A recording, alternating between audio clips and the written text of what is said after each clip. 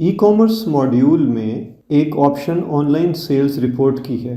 इस स्क्रीन पर हम सेल्स देख सकते हैं, लेकिन यहाँ पर तमाम सेल्स निम्बस की नहीं आती, सिर्फ वो सेल आती हैं जो कि शॉपिफाई से ट्रांसफ़र होकर निम्बस में जनरेट हुई हैं।